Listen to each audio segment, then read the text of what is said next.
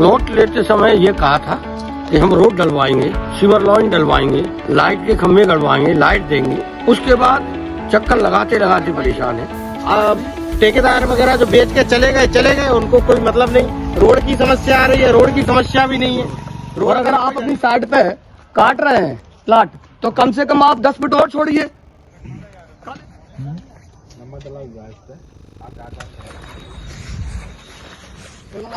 साथियों, ग्वालियर शहर में अवैध कॉलोनियों का जाल बिछ चुका है।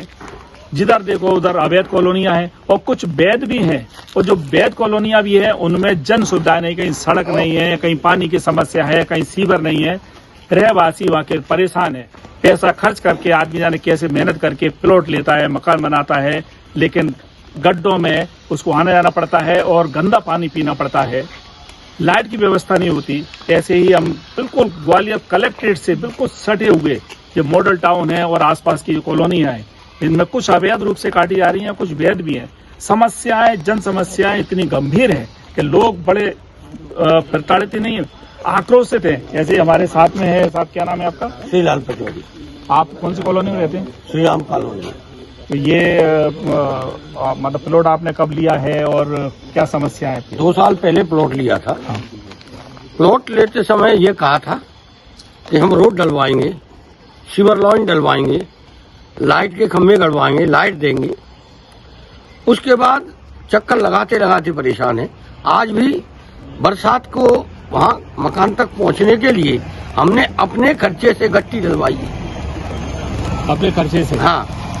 तो प्रशासन कोई नहीं सुनता। तो जीडीए की कॉलोनी है या प्राइवेट कॉलोनी है? प्राइवेट कॉलोनी है। इसको रजिस्ट्री की है कोई धर्मेंद्र जी है, उन्होंने उनको दी। उन्होंने शैलेंद्र सेंगर साहब से हमने ली है। कोई नहीं सुनता, कोई धनी डोरी नहीं है। अधिकारियों से कहो तो अधिकारी न जाने कुछ भी कोई कार्य। हमने एप्लीकेशन भी लिखी है, कोई जन सुविधा शिकायत भी की आपने? हाँ, जन सुविधाएं नहीं है और फिर भी और कटने वाली है। कोई मतलब समझ में नहीं आता। साइड में बता रहे हैं कि पुलिस अवैध कॉलोनियों का भी एक सिलसिला चल रहा है। हाँ बिल्कुल चल रहा है। ये बगल में और जो कॉलोनियां कटने वाली है, ऐसे ही परेशान होंगे। पूरी अवैध कॉलोनियां जैसे आप देख सकते हैं। यहाँ के लोग जैसे देख रहे हैं, साइड में देख के पीछे भी कोई कॉलोनी लगी है, मॉडल टाउन है, वहाँ भी लोग परेशान है। हाँ, बहुत सारी कॉलोनी है इधर, छोटी छोटी 2-2, 3-3 बीघा में कटी है, तो वो अवैध ही है सारी। वैसे ही खंबे गाड़ दिए और लगा दिए। अब हमारी कॉलोनी है, श्री राम कॉलोनी है, उसमें सारा की सारा हमने अपनी समिति बना के कलेक्शन करके 25-30 हजार पर घर हेड कलेक्शन करके लाइट हैंड ओवर करवाई है। अब ठेकेदार वगैरह जो बेच के चले गए, उनको कोई मतलब नहीं। रोड की समस्या आ रही है, रोड की समस्या भी नहीं है।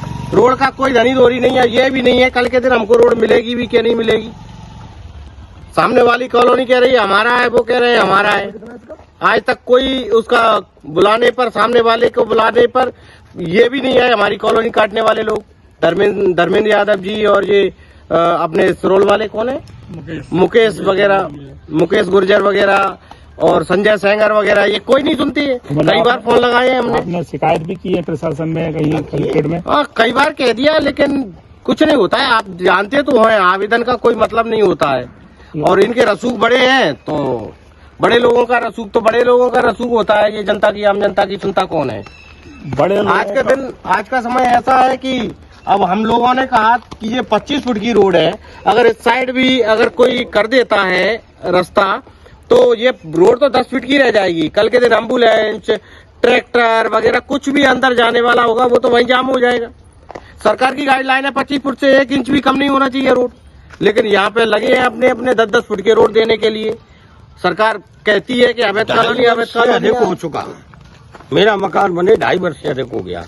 50 बार कह लिया, आज तक रोड नहीं गिरा उसमें। अभी चेम्बर भी हमने अपना पैसा दे करके चेम्बर बनवाया है। जी, आप भी कुछ? मैं श्री राम कॉलोनी का निवासी हूँ। श्री राम कॉलोनी आज से 6 साल पहले से बसी हुई है। ये जो रोड आप देख रहे हैं, कैमरा जरा इधर कीजिए प्लीज। ये रोड ये जो साइड काट रहे हैं, ये ग्वालियर के कोई रसूखदार, कोई राज्यसभा सांसद हैं। अच्छा, ये मैं उनका नाम नहीं जानता हूँ। उन्होंने ये रोड उनको दिया था जिन्होंने अंदर कॉलोनी, अवैध कॉलोनी काटी थी। ये उधर रोड जो? हाँ, श्री राम कॉलोनी में। अब वो आकर के बोलते हैं कि रोड तो हमारी है। तो ये रोड कटवाने के लिए आप उसमें शामिल हो सकते हैं, तो वो रोड हमारी है ना, फिर आपकी कैसे होगी वो रोड? और अगर आप अपनी साइड पे काट रहे हैं प्लाट, तो कम से कम आप 10 फीट और छोड़िए। कल इसमें से हम लोग निकलेंगे कैसे? बस जा नहीं सकती, कुछ जा नहीं सकता। श्याम श्री राम कॉलोनी के पीछे देखो नाला है बहुत बड़ा, उस पर पूरा कब्जा कर रखा है लोगों ने। अच्छा, नाले पे भी कब्जा कर लिया? नाले पे कब्जा कर रखा है। एमके सिटी के पीछे देखो आप, तालाब गंदे पानी का तालाब बना हुआ है, ठीक है। तो वो इतना तालाब बना कि उसमें मच्छर, कीड़े मकोड़े, गंदगी भरी पड़ी है। प्रशासन की कोई नजर नहीं उसके ऊपर, हम लोग परेशान हो रहे हैं। इधर देखो ये साईं धाम है, मॉडल टाउन है, ये भी इन लोगों का ही काटा हुआ है।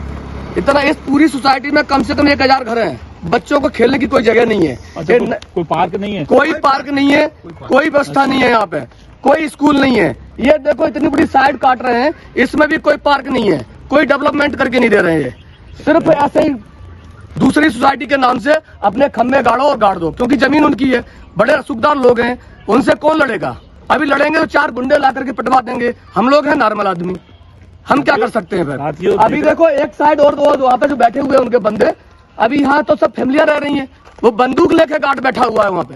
बच्चे डरते हैं कि वो बंदूक वाले अंकल कौन है। ये भले लोगों की बस्ती है, ये गुंडे मवाली तो है नहीं यहाँ पे।